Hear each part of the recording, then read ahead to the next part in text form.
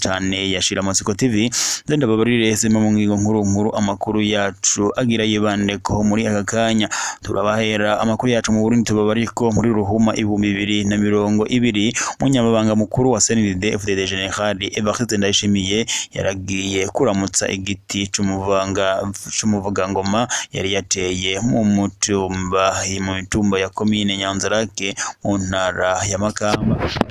Turabarira ko kandi mu Burundi ishirahamwe rya Human Rights Watch yemeje ko hari urwego ku buryo urwego rw'umutekano ruhagaze mu gihugu c'u Burundi.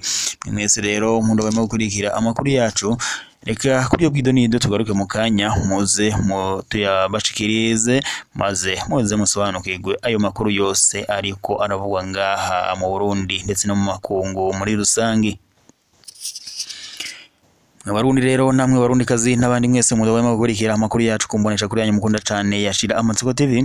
Eka amakuru yacu tuyagaruke ko ku buryo bw'idonido tuyahere ngaha mu Burundi tubarire ko muri Ruhuma 2020 umunyamabanga mukuru wa CNDD FDD General Evariste Ndayishimiye yari yagiye kuramutsa igiti c'umuvugangoma yari yateye mu mitumba ya komine ya Nyanzarake mu ntara ya Makamba. Ico gihe yamenyesheje ko ico giti ari umugenzi wiwe ko aje kukiramutsa no kuraba uko kimerewe. Hari haciye iminsi mike yemejwe nk'umukandida wa CNDD FDD mu matora y'umukuru w'igihugu y'umwaka w'2020.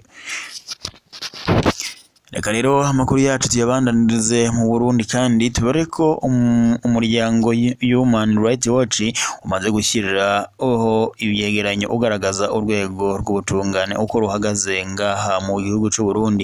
Human Rights Watch ivuga ko ubutungane mu Burundi butigenga. Kiti naho Ndayishimiye asaba ko ubutungane bunagurwa nta ngingo ziboneka zafashwe zo guhagarika ivogerwa gisata n'abanyapolitike no kurekura imfungwa politike.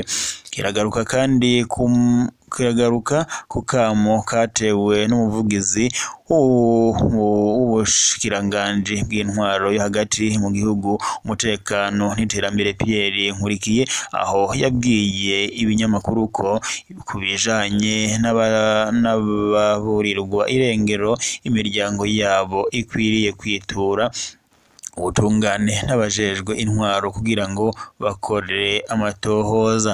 Kiti ariko mu mabi menshi yegeranijwe na Human Rights Watch imiryango yabo yaratinye ko abategetsi bakwikora mu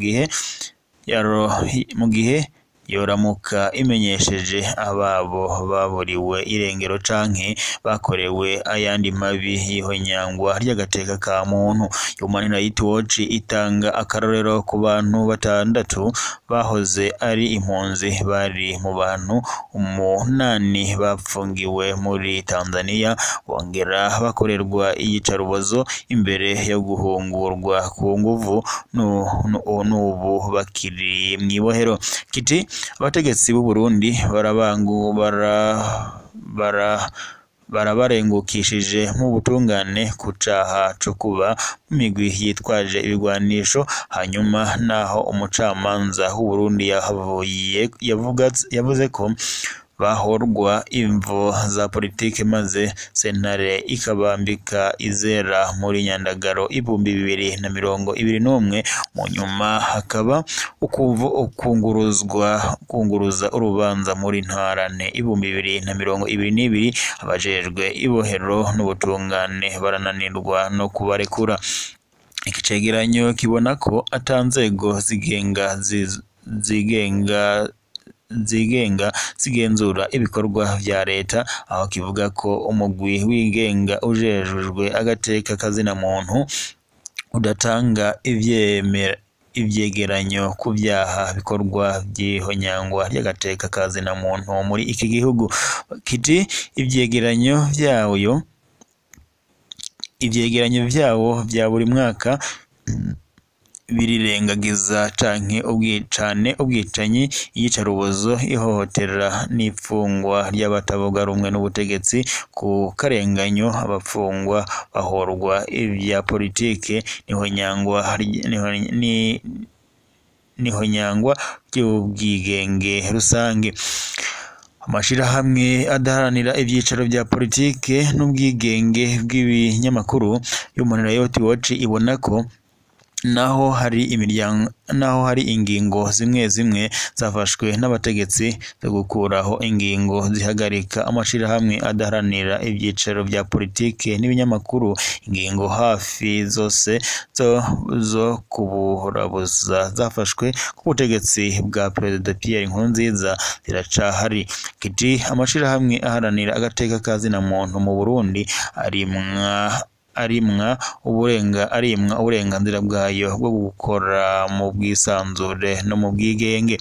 Human Rights Watch itanga akarorero ko kuwa 14 Ntwarante aho igipolisi cahagaritse ikiganiro n'abamenyesha makuru cari kuremeshwa n'amashirahamwe Oricom hamwe na Parseme. Amashirahamwe abiri yiyemeje kurwanya igiturire, igipolisi kikavuga ko atari afise uruhusha rwo kuremesha ikoraniro nk'iryo. Ikicegeranyo kivuga ko naho hari ivyemezo bikomeye vyerekana ko ihanyangwa ry'agateka kazina muntu ribandanya mu Burundi, ntivyabujije ko ubumwe bwa Buraya, Leta Zunze Ubumwe za Amerika n'izindi nshuti mpuzamakungu byabandanije na politike yo kunagura ubucuti n'abategetsi mu kubakurako ingingo n'ibihano kuva Ndayishimiye ashitse ku butegetsi mu mwaka 2020. Abarundi rero namwe barundikazi mundema gukurikira amakuru yacu, mukaba tubabarira ko amakuru yacu aragaruka tuzosubira tuyasubikiye ngaha. Ariko rero kubuza tutatanguranye amakuru yacu, twobubara kubibutsa ingingo nkuru amakuru yacu yariko aribanda ko muri aka kanya. Mu Burundi twabariye ko mu guhera muri Ruhuma umwaka w'2020 umunyamabanga mukuru wa CNDD-FDD General Evariste Ndayishimiye yari yagiriye kuramutsa igiti c'umuvugangoma yateye mu mutumba ya Komine Nyanzarake aho mu ntara ya Makamba. Twabariko kandi ishirahamwe mpuzamakungu Human Rights Watch yagerageje kwerekana urwego rw'ubutungane uko ruhagaze ngaha mu gihugu c'u Burundi, maze rukadonda agatoki ko uburenganzira bw'ikiremwa muntu bukomeje kuhonyangwa. Reka rero amakuru yacu tuyasubikire ngaha, tubarore ko tuzosubira. Mukomeze mugire umunsi mwiza kandi muhe muronke, Imana ikomeze ibarinde. Mwakoze gukomeza kudutega amatwi, mubandanya mukurikira amakuru yacu umwanya ku wundi.